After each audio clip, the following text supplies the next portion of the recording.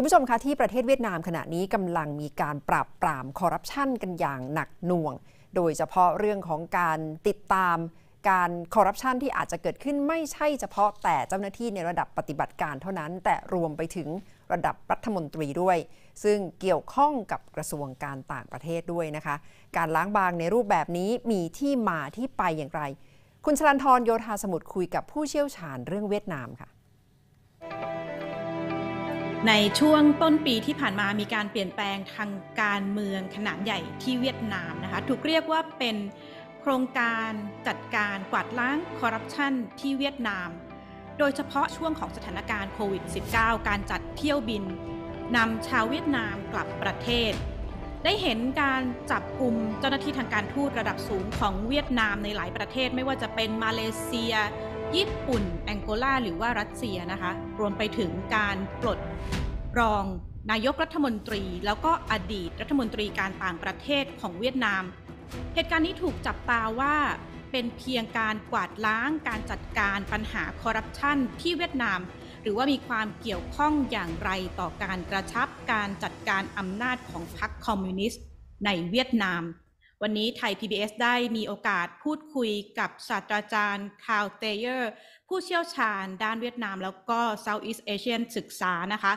มหาวิทยาลัย New South Wales ออสเตรเลีย Thank you very much Professor Taylor for joining us today. In this incident, is it solely on anti-corruption campaign or to some extent is it related to power play, power consolidation of Vietnam Communist Party? Well, it's related to the first 2 points that you made, but not the third, not a power struggle. And that's because the anti-corruption campaign has 2 lines of attack. And one is members of the party,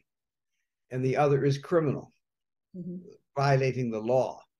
And so the current Secretary General has tried very hard to reshape the documents and rules inside the party. And that if you are, and all ministries have a party committee, if you're on that committee that controls in a corruption case emerges, and you had responsibility for it and did nothing, you're going to get thrown out of the party. And if you participated in it, you're going to be thrown out of the party and subject to criminal changes. So it's a bit of, it's the anti-corruption campaign, which the Secretary General says has no bounds, no one can hide, no ministry, no matter how high they're going to go. But will it affect the current President Nguyen Xuan Phuc, because he was previously as the Prime Minister and also he related during the COVID management in Vietnam. They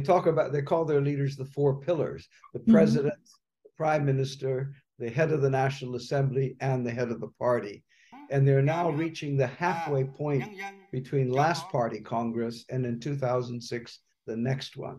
So you now have already dismissed one junior member of the Politburo, and to do that, to be in one of the top positions, you must already have served 5 years. So they have very little choice. This is a perennial problem in Vietnam. They're stuck with too few people. So no, I don't think that will happen. That would too much diminish the prestige. If Vietnam play very strong roles in terms of anti-corruption campaign, how much it bring onto the table or affect Vietnam's growth?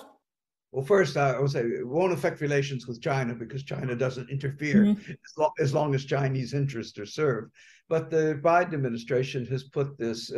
Indo-Pacific economic framework on the table. Some 14 countries, including Thailand and Vietnam, are part of these negotiations. It's not a free trade agreement, does not give market access, but it's identified and it's now been reduced to 4 issues of quality in trade. And one is to deal with corruption. So if Vietnam and Thailand develop their own laws and ways of reducing corruption, that's going to make it much easier to reorganize their relations with the United States. But I'm just here at hearing many economists talk, and what all this tells us, and it's a word that several academics have used, that corruption so far is just the tip of the iceberg. It's pervasive, And that's why Vietnam is 87th out of 180 countries in the world. It's not up at the top, with Singapore. And so the bottom line to your question is it will be marginal, but it will be helpful. หากเวียดนามยังคงเดินหน้าแก้ปัญหาคอร์รัปชันอย่างจริงจัง